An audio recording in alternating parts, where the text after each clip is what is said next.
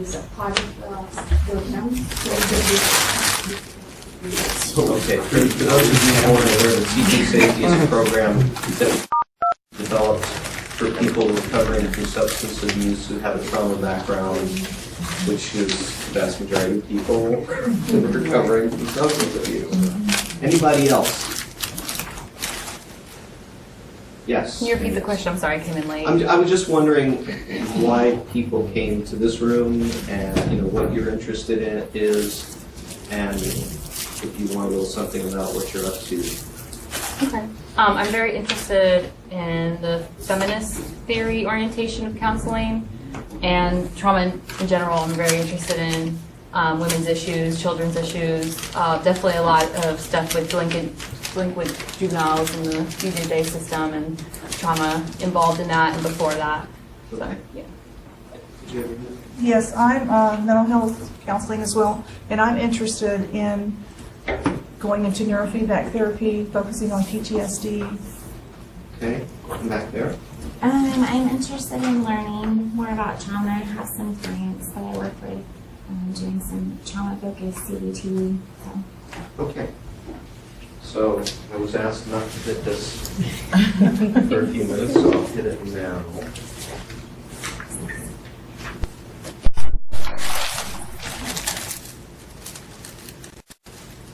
I want you all to know the truth.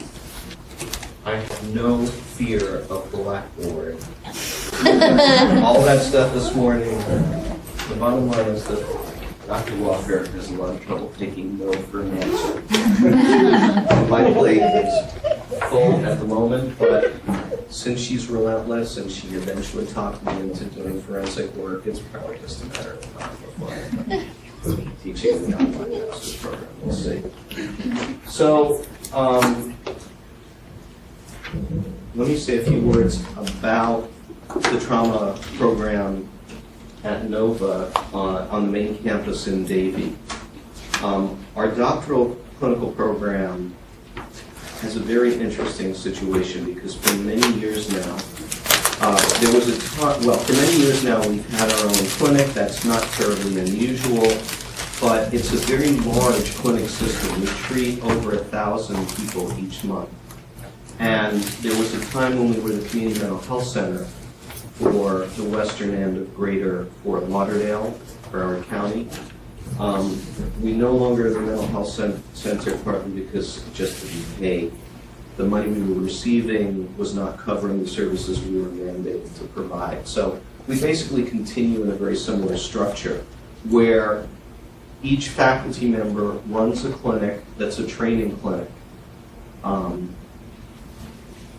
So the clinic that I run is the Trauma Resolution and Integration Program, which is a long name, but I was determined to come up with a word like TRIP. And it is, well, okay. So I founded that clinic in 1990. We treat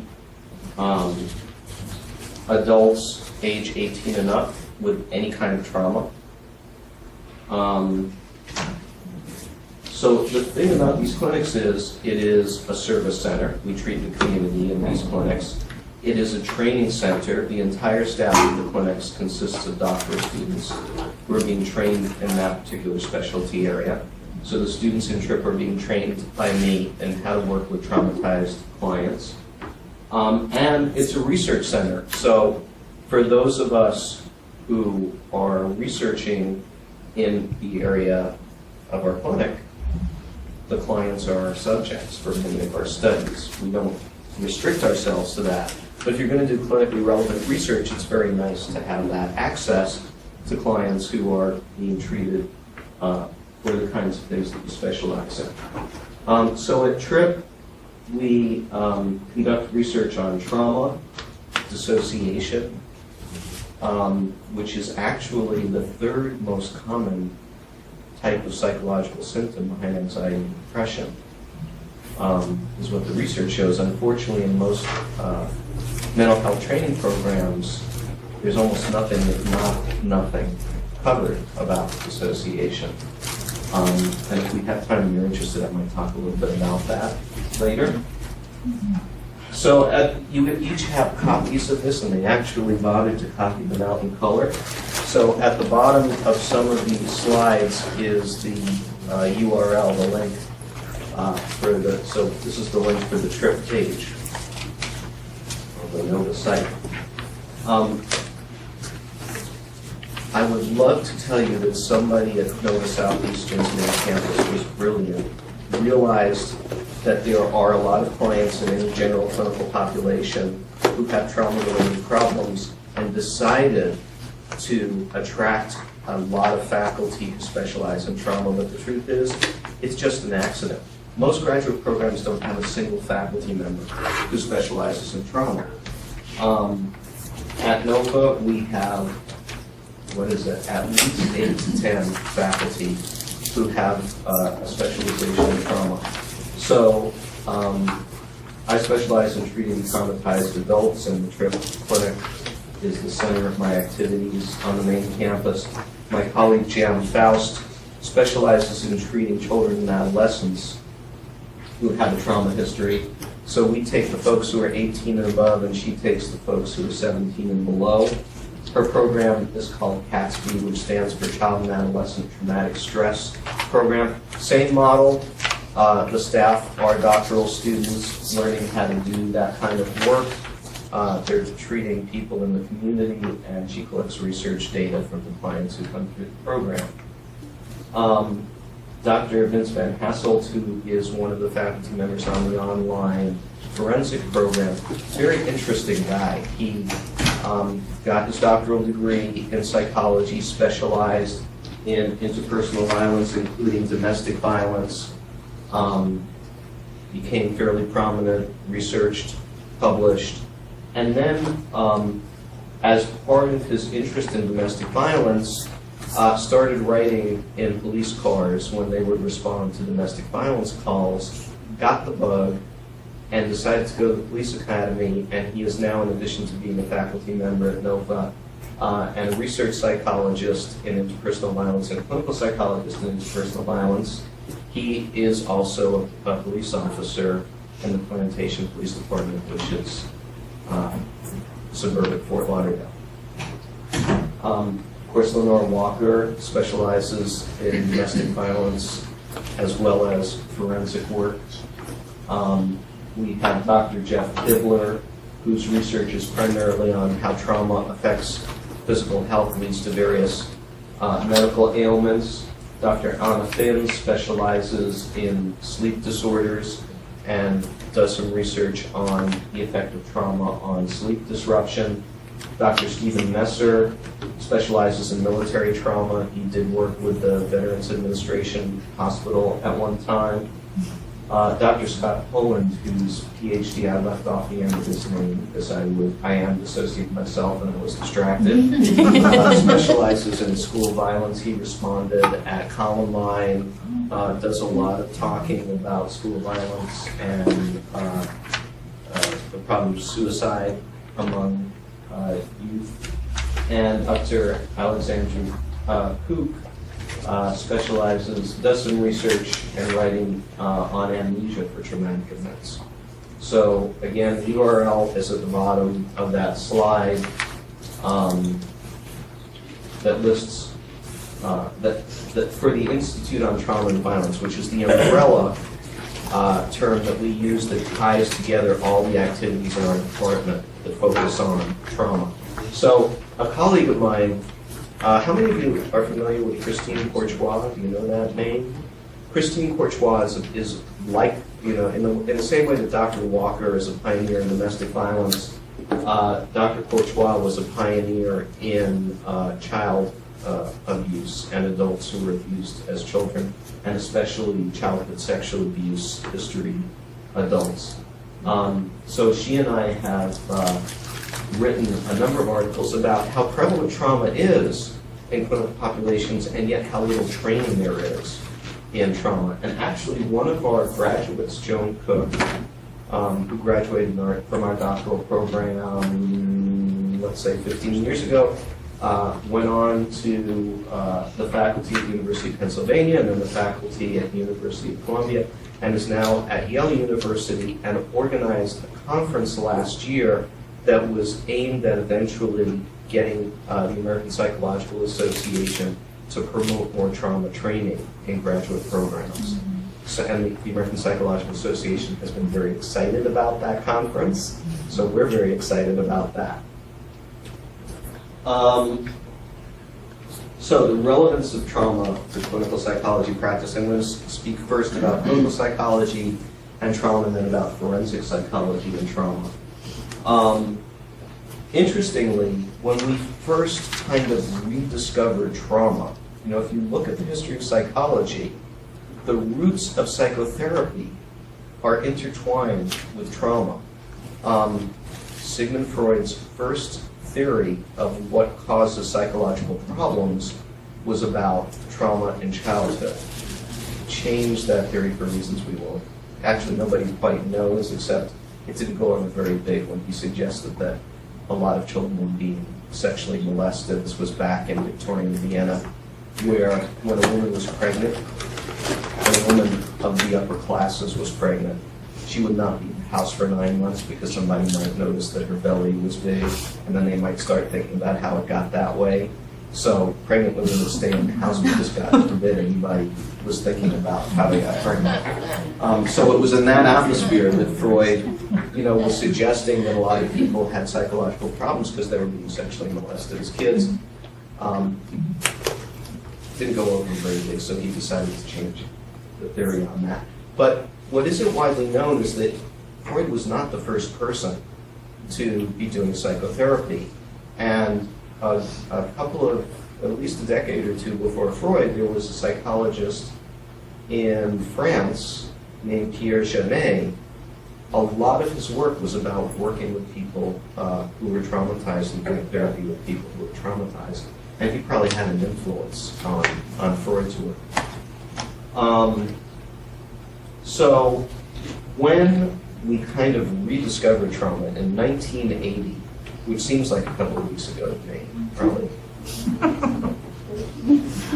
In 1980, the designation of post-traumatic stress disorder, there was no term post-traumatic stress disorder when I entered graduate school in 1975. In 1980, the DSM first included post-traumatic stress disorder in its listing of disorders. And what was going on at the time was we had a lot of veterans coming back from Vietnam who were in a very bad way from what they experienced in combat. Around the same time was the second wave feminist movement, and women were beginning to get together and compare notes and discover, and through that we discovered how widespread domestic violence is, how widespread child abuse is, because as they began to say, oh, you too, you too, you too, they began to realize that this was a fairly common occurrence. And it was largely through the women's movement and Vietnam vets and their difficulties that post-traumatic stress disorder came to be recognized and came to be included in the DSM. And that was the beginning of the modern focus on trauma. So since 1980, there's been an explosion of research on trauma, writing on trauma, development of different therapies for people who've been traumatized. Unfortunately, we now have this huge body of knowledge that's not often making its way into mental health training programs. So when we first rediscovered trauma in 1980, if you look at the definition of trauma in post-traumatic stress disorder in the DSM-3, it says it's an event outside the realm of ordinary human experience. Well, what we've learned since then is that in the inner city, for example, over 90% of people in the inner city have been exposed to trauma. And certainly in any part of the country, in any community across the country, the majority of people have been exposed to at least one traumatic event. The other thing that we've come to learn from the research is just because somebody encounters a traumatic event, that doesn't mean they're going to have long-term problems because of that traumatic event. So for most kinds of trauma, the majority of people will not suffer long-term problems from that traumatic event. But there are a percentage, and the percentage varies from one kind of trauma to another. There are a percentage of people who will suffer long-term negative effects from being exposed to trauma. Of course, when you think of trauma, the first thing you think of is post-traumatic stress disorder. But what the research shows is that trauma can lead to major depression, can lead to substance abuse, because if somebody is incredibly anxious or depressed or both because they've been through a trauma, one way to push away that anxiety and depression is to drink or drug. It's very prevalent among people with borderline personality disorder. Certainly dissociation is not always associated with trauma, although some of my colleagues would say it is, but trauma is probably the most common pathway to dissociative difficulties. And there's new research beginning to show that even psychosis may be a result of childhood trauma. Well, you all know that psychosis is purely a biological disorder. It has nothing to do with experience. But there's research that's showing maybe that's not quite true. That maybe psychosis is a reaction to having lived an awful, awful, awful life from early childhood. So there's a large proportion of clients, both in outpatient and inpatient settings, whose problems are related to a trauma history, and therefore it's very important for therapists to know about that and to know how to respond to those trauma histories. And what did I just press? Okay, so this is the strobe light portion. Come on. Yes.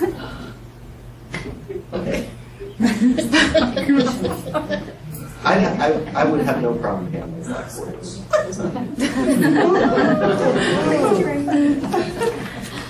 So, in our trauma clinic, we see any kind of trauma. Anybody who's an adult with a trauma history, we will see. So whether they have a history of child abuse. Okay, good. So we see, fortunately, we just in the last year received funding to see veterans, combat veterans, military veterans, because it used to be that veterans would hightail it off to the VA or the vet center because they could get treatment there for free.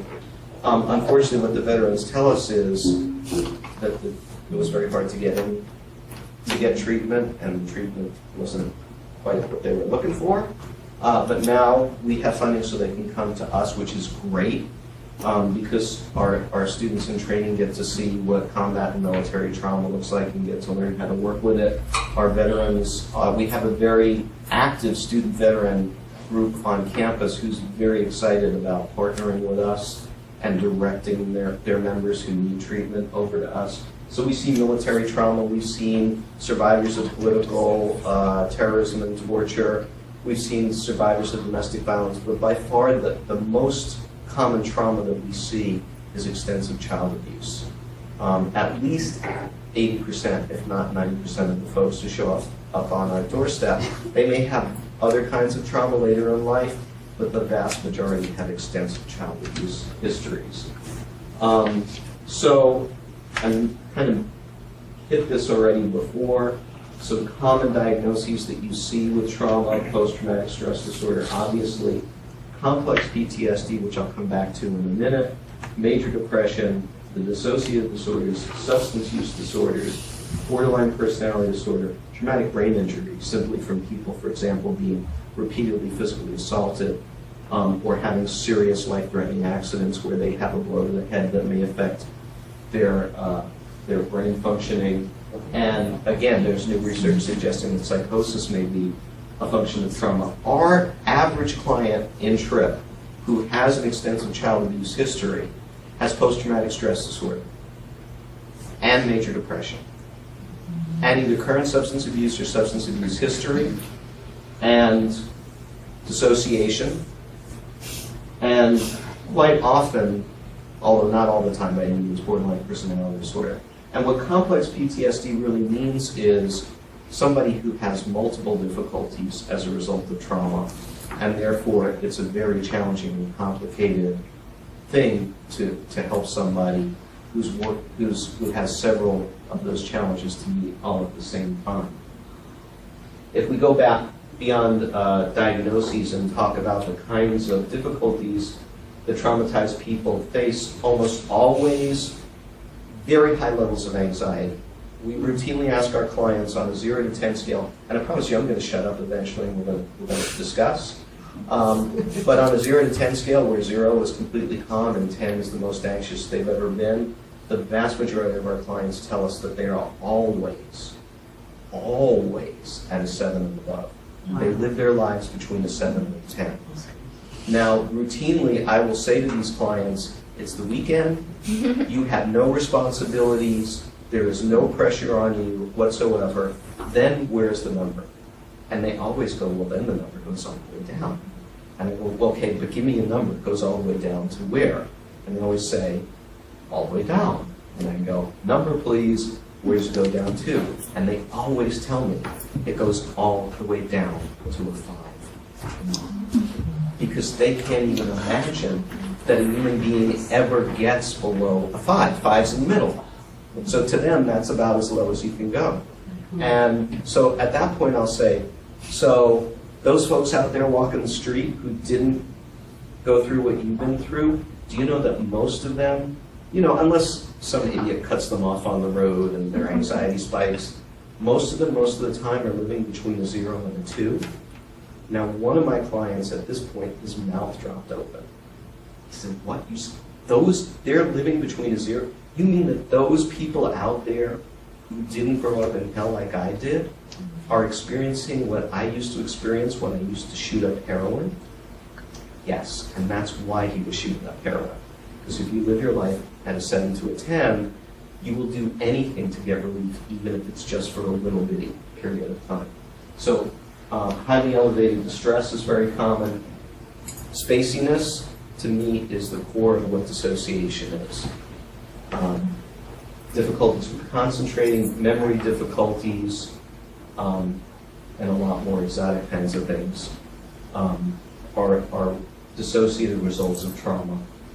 Difficulty being able to control your feelings, so a lot of problems for many people who are traumatized, being able to control themselves when they get angry or control their fear. Their feelings run the show very often. And one of the things that we do in therapy is to teach them how to develop strategies so their feelings are not running the show. Not only substance abuse, but all kinds of addictive behaviors, compulsive spending, compulsive sex, eating disorder behavior, compulsive binging, self-injury, suicidal self-injury are common ways to get that distress down. And another group of problems that you see with these folks, not surprisingly, because many of them, their trauma involved being betrayed and being hurt and being assaulted, mistrust of other people, avoidance of social situations, and sadly, a lot of self-blame and self-disgust, both in terms of blaming themselves for what they've been through. It was my fault. I must have seduced my 40-year-old stepfather when I was 8 years old. I must have done something to get him to do that to me. So very, very negative feelings about themselves. And those are the sort of things that we're trying to help people in TRIP overcome. There we go.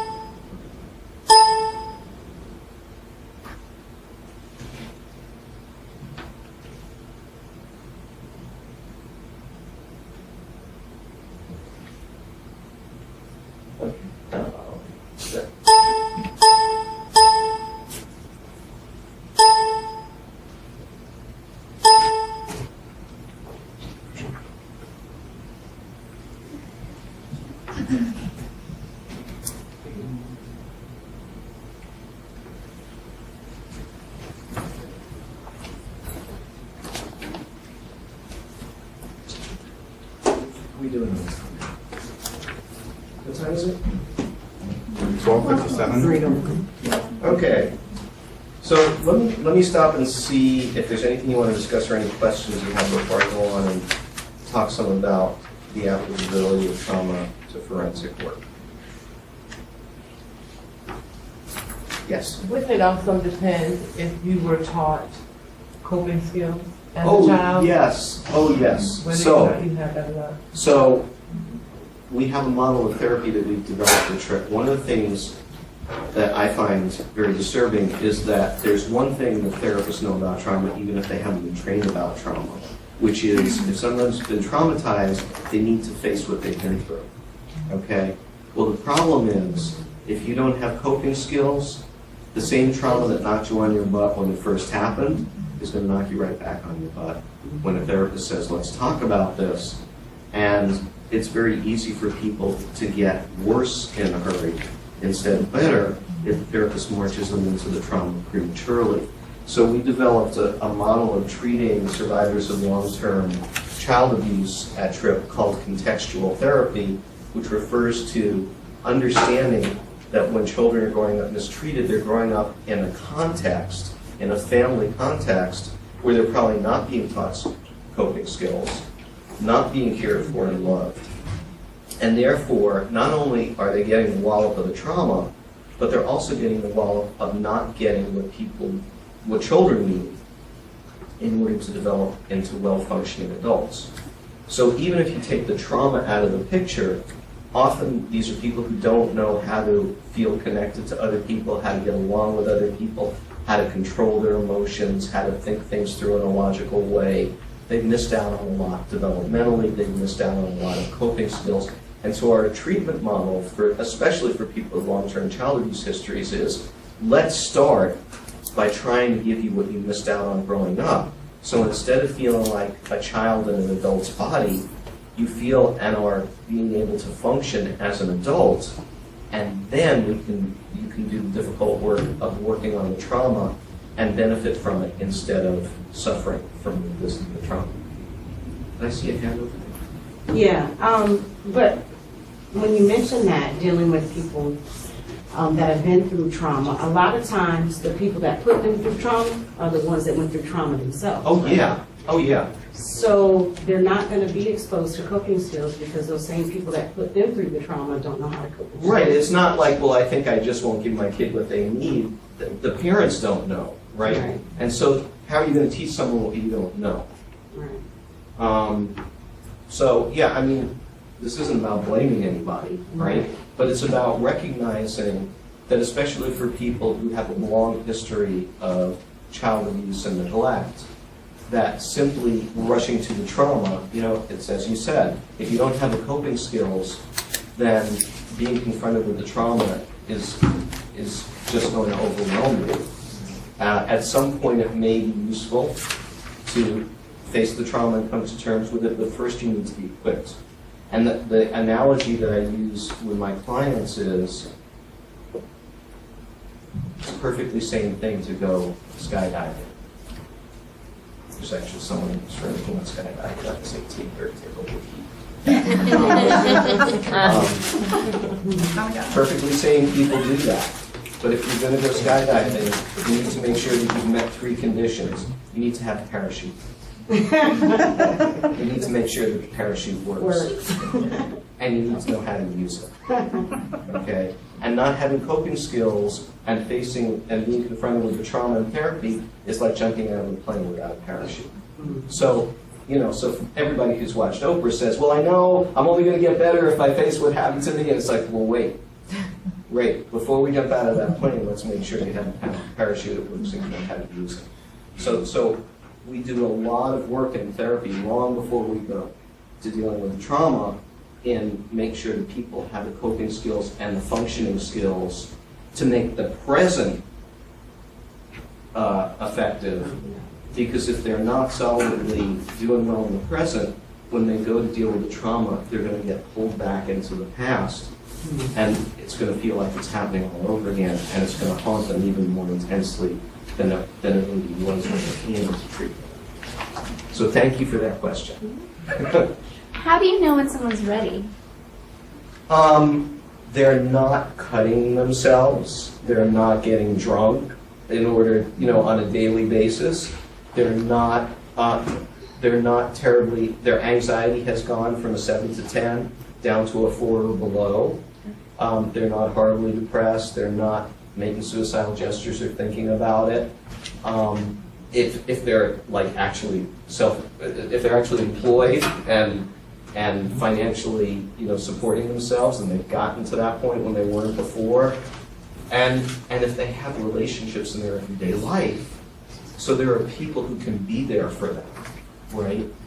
So instead of, well, all of their problems are due to the trauma, so we've got to process the trauma in order for them to get better. Our perspective is no, a lot of their problems is not just because of what happened to them, but also because of what didn't happen. That they weren't cared for, that they didn't receive guidance, that there were a lot of things they weren't taught. And if we provide them with that foundation and those coping skills, and they're now doing better in the present, then we can go and help them walk through their trauma, and they'll be able to walk through it instead of be capsized by it. Okay, so so they're doing a lot better. They're not having crises. They may be having crises when they first come in to therapy. They're no longer having crises. They're doing a lot better. They feel ready. The therapist feels they're ready. We're good. Okay.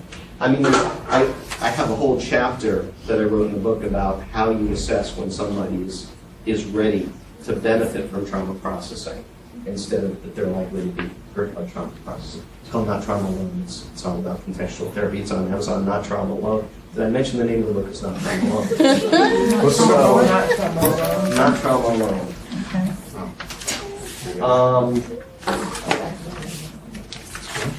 So the relevance of trauma to forensic psychology practice, well, you know, I'm aware as someone who does research that it's very dangerous to overgeneralize. The reason we do research with large numbers of people that cut across a lot of spectrums, I can tell you that every death penalty case that I've worked on, the person has a horrendous trauma history. Now that doesn't mean that everybody who murders someone has a tremendous trauma history. It means that attorneys call me when they know that their client has a trauma history. So it's important not to overgeneralize and say, oh, well, this means that everybody who murders someone has an extensive trauma history. I have to remember attorneys are only contacting me when they have reason to believe that their client has a trauma history. But Lord knows that if you look at people in prison and jails, that overwhelmingly they have an extensive trauma history, much greater trauma history than the average person who has never been incarcerated. It's also something that you often run into in family law, where custody disputes may arise because one parent becomes aware that the other parent is abusing the kids, and unfortunately, it's not uncommon then for the parent to be accused of, oh, you're just trying to alienate the kids from the other parent by accusing the other parent of abuse. And in some really disturbing cases, kids were actually placed with the abusing parent and pulled away from the non-abusing parent because the court saw the non-abusing parent as just trying to alienate the kids from the other parent. So often trauma is relevant in child custody cases, in divorce cases, in various kinds of family law cases. Sometimes people bring civil suits based on the charge that they've been traumatized in one way or another.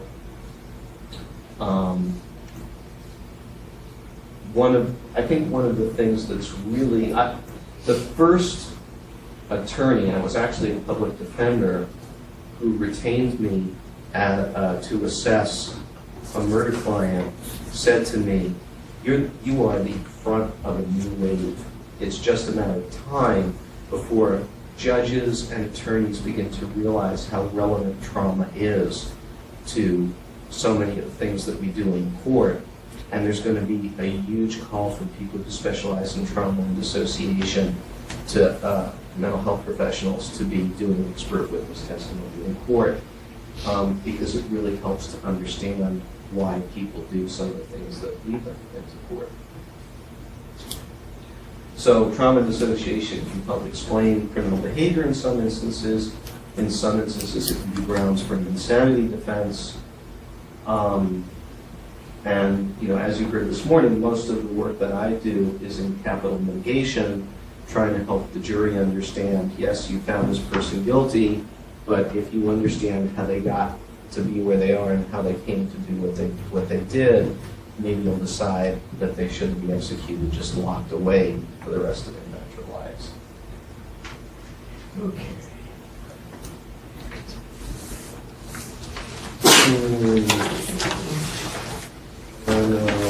All right. So before I do this next piece, and if I don't know if I'll do this next piece, it's a little long, although I think it might be really interesting to you. Let me stop again and see if you have any questions, so I'm not babbling on for an entire hour. Yes. What's your professional opinion of the validity or the extensiveness of trauma experienced by juveniles being put in the juvenile justice system? Like, I know, there's the stigma of having that label, the labeling theory and everything, but in your personal experience, or, do you see, is it more of a problem on the juvenile justice side, or is it more just individual issues, or what do you think? I'm not sure I understand. Are you asking? Trauma. Are most of the kids in the juvenile justice system there because they've been traumatized? Or do they become traumatized by being labeled a delinquent, being labeled a criminal, and then leave that system and continue on that road? Well, okay, which kids are most likely to end up in the juvenile justice system? Poor kids, ethnic minority kids, right? These are kids who, to begin with, are disadvantaged. For various reasons, are likely to have been exposed to trauma. Most commonly, they're growing up in settings where it's not going to be traumatizing. I actually recently assessed a defendant who said to me, there were times that I purposely committed crimes as an adolescent so I could be with my friends, because they were all in juvenile detention. Yeah. And so there were times when I would just take a rock and throw it through a store window, knowing that that was a quick ticket to go be with my friends because they were in the juvenile detention center and I wanted to hang out with them, because he basically didn't have a family. There was nobody who had any interest in him. His family was his friends. And so there were times, far from being a stigma, there were times when he would intentionally commit a crime so he could be around people that he felt some kind of connection with. I think, but if we go broader, do I think people come out of incarceration repentant and better equipped to function day to day in society? Probably just the opposite. It's not news that our penal system is not focused on rehabilitation. It's really primarily still focused on punishment, and then come out of prison and try and get a job, right? So how are you going to establish a functional life if now you have even more barriers to becoming employed and renting a place to live and so on? Thank you. Was that the right answer? Yeah. Okay. Anything else? Yes. Yes, I have a question regarding substance use disorders. Have you been involved, or have you conducted or been part of any research, clinical research of PTSD and substance abuse? I haven't. I mentioned briefly this morning, substance abuse treatment is the way I got into specializing in trauma. Because when I started out in private practice, my biggest referral source was primarily sending me people who were in recovery from substance abuse. And thank you.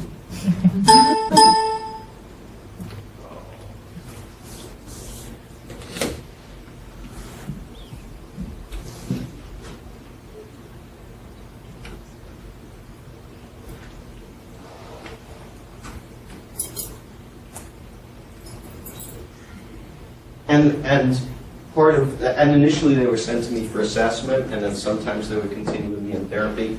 And the story, it was always the same. They were growing up with wolves, as they put it. They were raised by wolves. By age 9 to 12, they were so miserable that they started drinking or drugging, and that continued, until they eventually went into recovery and were referred to me for therapy. I've never actually done research. The only research I've done on substance abuse is a student and I did some research on the degree to which substance abuse training exists in doctoral clinical programs, but I haven't done research on the relationship between substance abuse and trauma.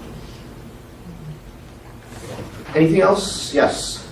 How difficult is it to build a relationship with someone who may have grown up in an environment where crime and things like that were everyday thing to them, so they don't necessarily realize that those are traumatic situations because they become That was the norm, desensitized to it. right? Exactly. Well, with anybody who's been seriously traumatized, it's, okay, I want to watch this. There's wide differences between individuals, okay? So someone who's been terribly traumatized, including the situation you're describing, there's two possibilities at least, and probably three. They're incredibly distrustful of everybody else because they grew up in the war zone. Or they're tremendously dependent because nobody's ever been there for them and they're desperate for some kind of support. And most often, both. So you've got someone who can't trust you as far as they can throw you, and they've got their fingernails dug into your ankles because they don't want you to walk a foot away from them because nobody's ever been there for them. So imagine dealing with someone where all of that stuff's going on at the same time. And in actual practice, the folks who look dependent are more likely to be your female clients, and the folks who look mistrustful are most likely to be your male clients. But as therapy continues, you get to find out how distrustful the women are and how dependent the men are. They're just not going to show you that on the front end because they were socialized to show one or the other. So winning someone's trust or earning someone's trust is a big issue in working with these people. And it's important to understand that that's not going to happen overnight. So there are times in therapy where a client will say to me, I'll say something during the session, they'll get a big smile on their face and they go, oh, now I know I can trust you because you said that. And my response is, no, you don't. That's not, because one of the many things these people didn't learn is how do you figure out whether you can trust somebody? And you can't trust somebody just because they said something that sounds nice. Said, it's important that you trust me. We're not going to get a lot of therapy done if you don't trust me. You have to trust me. But it's not going to happen because I said something that sounded nice to you. So let me explain how you're going to trust me, because you have to do that if this is going to go anywhere. You watch me very carefully. Listen really closely to what I say over a long period of time and see if it makes sense. But pay more attention to what I do than what I say and see if they match up. And if after a long period of time you conclude that all of that is the case, then you can trust me, but understand trust is never forever. Keep watching me and make sure that I continue to say things that make sense and do things that earn your trust and continue to win your trust. How can you not trust somebody who tells you that? It doesn't happen overnight. But, it reminds me, one of the stories I was thinking of telling this morning is not too long ago, I was assessing a defendant who had already been sentenced to death, and he was now on appeal. So we were trying to get the death penalty that had already been levied removed. And I went in to talk to him, and he's on death row already, right? And he's watching his friends one by one get marched down the hall and executed. And I come in, and he's like, this is bullshit. Do you know how many mental health professionals, how many expert witnesses I've already, what are you going to do that they haven't already done? I know that I'm going to die. You're just in here trying to make a buck off of me, and then I'm still going to go down the hall and get killed. And So, a big part of what I had to do was somehow get him to cooperate so I could find out what I needed to find out to defend him, to try for him not to get, to get the death penalty removed. And he would kind of like start talking and tell me stuff, and then he'd go, this is bullshit, I don't know why I'm even bothering. And we went back and forth and back and forth. And finally, over a period of hours, I got the information that would be helpful to him. And lo and behold, he was saying to his attorney, I don't believe you sent that idiot to talk to me, just like all the others. What's this going to do?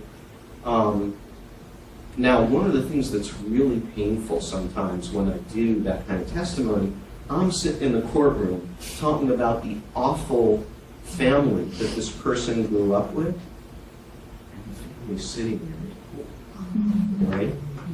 And one of the things this guy said was, I'm not going to throw my family under the bus when it's not going to do me any good anyway, right? So I'm on the stand, he's sitting there in court, his family is sitting back there, and I'm very aware that the family is there while I'm saying these things, that are putting them in a bad light. This is exactly what he told me he didn't want me to do. And as I'm leaving the courtroom, I pass the family, and one of them turns to me and says, you did good. Why? Because they understood this is about their family member possibly being executed by the state. And the attorney told me that later that day, after court recessed, the defendant said to the attorney, now I understand what the people are trying to do. Now I get it, right? I mean, but absolutely understandable, why he would be mistrustful. So it's a challenge. It's a challenge, but a lot, you heard me say this morning, it's not primarily about the interventions, it's about the kind of relationship that you develop with someone. I recently had a client who was in his 50s say to me, do you know you're the only father I've ever had? And the only mother.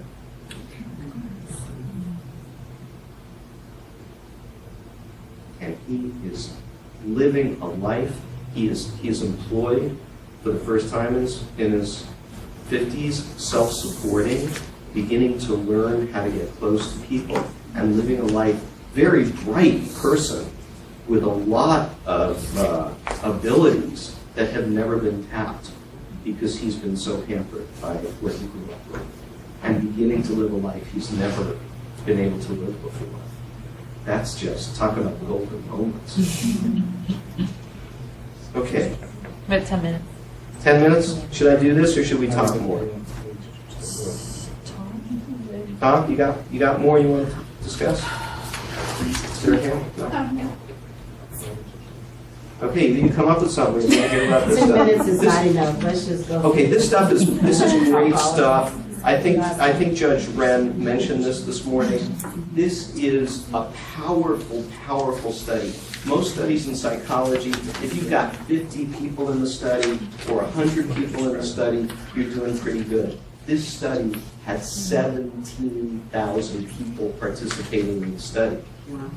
And the way this started was there was a physician who was running a program to help people lose weight to avoid medical problems. So that, with the idea being, if you're not overweight, you're less likely to get diabetes, heart disease, a whole host of things. So he's running this program, and there's one woman in the program who is wildly successful. She loses 50 pounds in 3 months. Right? 3 months later, all 50 pounds are back. So being a smart physician, he sat down with her and he said, what happened? Long term. And she said, I felt much more comfortable when I was heavy. And she reveals that she was sexually abused as a child. And her fantasy is, if I'm heavy enough, nobody's going to mess with me sexually. Right? Well, that's not true. Not true. But there's this kind of illusion, I'll be safe if I keep the weight on. It's a layer of protection. And he realized, geez, we can do all these medical things and all this other stuff, but if we're up against some awful things that people have lived through in their past, and you're not aware of that, then we're going to miss the boat. And he recruited a panel of 6 to 8 psychiatrists who together did this large-scale study. They went to the Kaiser Permanente health program in California that has, thousands of people who get their health services through this program. Just, ordinary people in the community, but this is where they go for their medical services. And he recruited over 17,000 of them and did a long interview about their health currently and about their childhood history.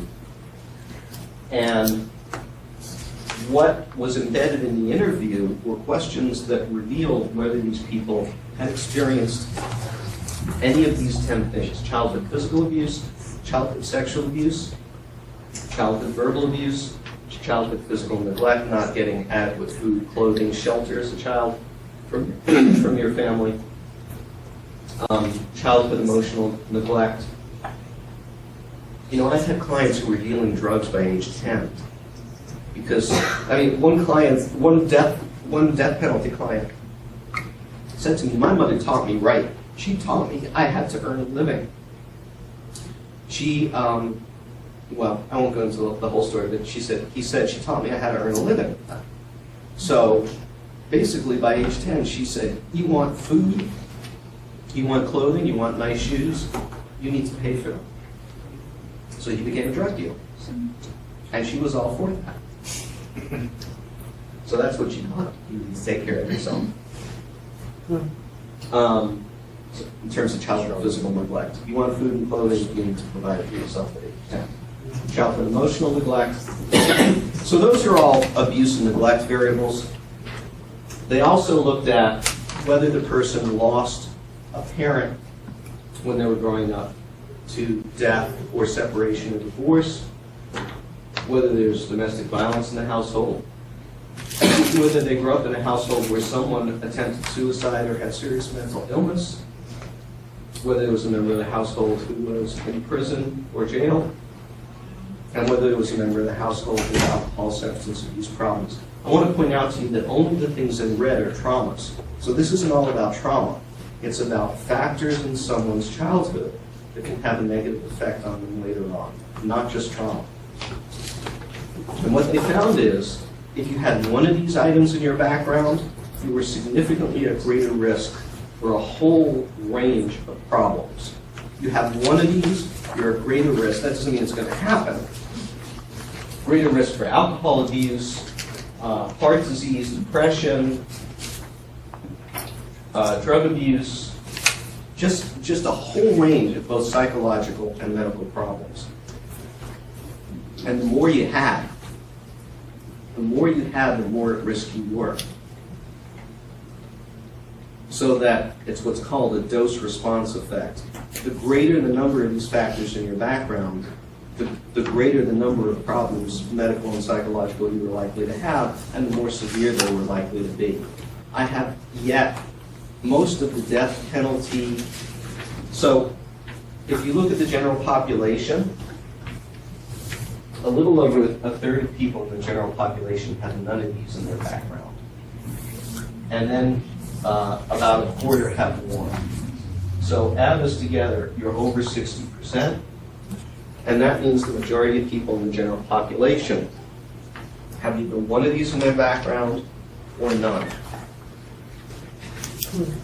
Of the death penalty folks that I've assessed, thank you so much.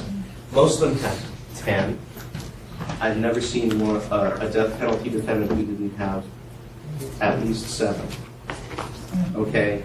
And that's like a small proportion of the population. So most of them, 8, 9, 10, maybe 1 or 2 here who had 7. And this is such a powerful effect that someone who has 4 or more of these in their background, on average, their life expectancy is about 20 years less than someone who has none of them in their background. So, gee, who knew that the circumstances you grew up in could affect your life later on? What a concept. The reason I bring this up is that I often use this study. So I assess the defendant against these 10 factors, look at how many they have, and then explain to the jury how the cards are stacked against somebody who grew up in a situation that looks like this. Imagine growing up with all 10 of these, as did the guy whose puppy got killed while he was holding it inside his shirt. You know, so the prosecutor wants to say, well, he's an adult, he can choose how he behaves. Well, you're a kid growing up in these circumstances, and you think when your kid becomes an adult, they're going to have free choice? So this is a very useful way. The physician who was working with that woman who lost the 50 pounds and then gained it back, wrote, one may miss the forest for the trees if one studies these categories individually, because it's very common. What are the effects of a child with sexual abuse? What are the effects on a child with domestic violence? This is the first time really that somebody looked at a big range of factors. And the point he made was these factors don't occur in isolation. You don't grow up with an alcoholic parent or with domestic violence, and the rest of the time the family is the Brady Bunch. It's not going to be that way, which comes back to this issue of having coping skills and growing up in the kind of situation where you will learn coping skills, learn how to function on a day-to-day basis, which is going to make you a lot better able to withstand trauma, or if you are traumatized, a lot better equipped if you're in therapy to have the coping skills to face the trauma and deal with it. Most of the people that we see with extensive child abuse histories don't have those abilities and don't have those coping skills, so the focus of our therapy is about providing them to them before we have them come to terms with the trauma. So you have copies of these. I've already talked about that. In case you want to get in touch with me, that's what we do. Thank you.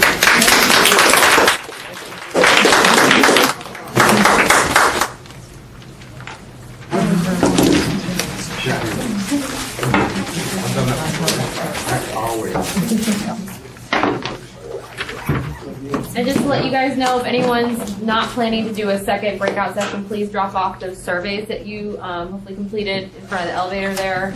And then also the speakers decided together that they're going to do an informal meet and greet after the second breakout session, so around 2:30 or 3 o'clock. They'll be back in room 210.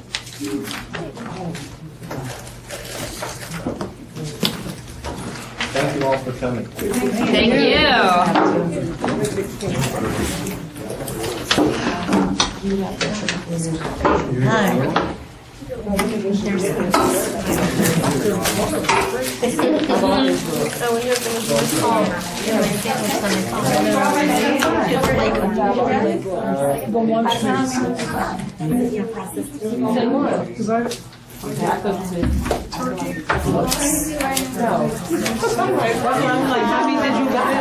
That's what I'm used to.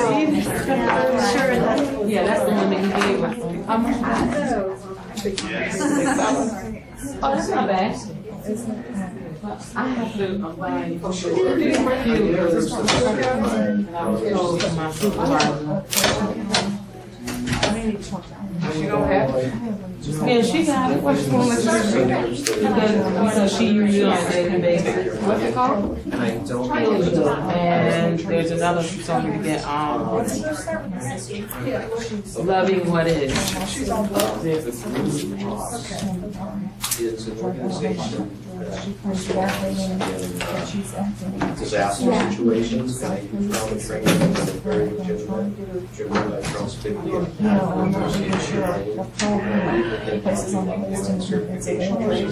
so I would cross, like Red Cross. But she's not working, she's not so much trouble as I I've just talked to her like 15 minutes. And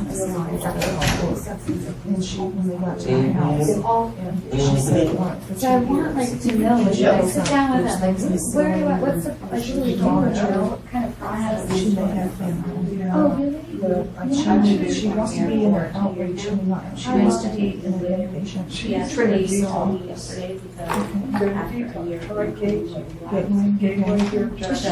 you in Jacksonville? No, she's She not. doesn't have insurance or anything, she's not resident. Last You year. know, they have to be resident to get treated unless it's an emergency. And Yeah, when she I wakes had up. a 2-hour conversation Yeah, with her take her to yesterday. ER. And she basically discussed how, what was traumatic.